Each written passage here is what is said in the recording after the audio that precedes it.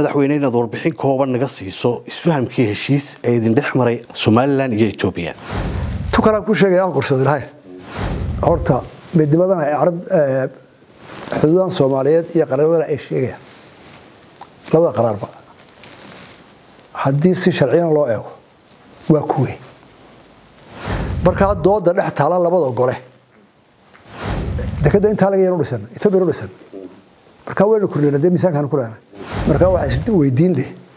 xuduudda la daafacaya Soomaaliya waati madaxweynaha Soomaaliya Xasan Sheekh Maxamuud waxa isku aragteen Djibouti ka hor intii aydan Ethiopia heshiiska gelin waxa lagu maqaalaa madaxweyne Xasan Sheekh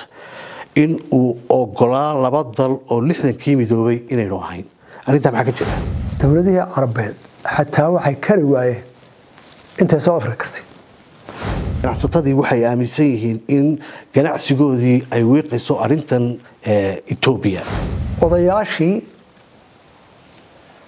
sharciga soo fargeliyay ee waa fooq qaanuun dadka laga raacaya waxay xukumaan dekadaha oo dhan maanta geeska Afrika waxay u jaayiseen sida loo kala budsanayo ee loogu suuqa u badan looga qaadanayo madaxweyne baarlamaanka waxa taagnayd xasaasiyad la xiriirta arinta golayaasha sharci dejinta iyo xeerkii ay soo gudbiyeen khaasatan golaha wakiilada taasoo mucaaradka iyo xubno garyaqaani ay leeyihiin madaxweynuhu isaga si badheer u soo celiyay xeerkaasi oo diidan arinta ka war labada xisbi mucaaradka ayb ko waxaan horshada wada Soomaaliya tartamay sartooday tobankii madaxweyne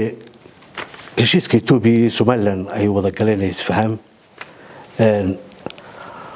ma wuxuu hana qaadayaa iyadoo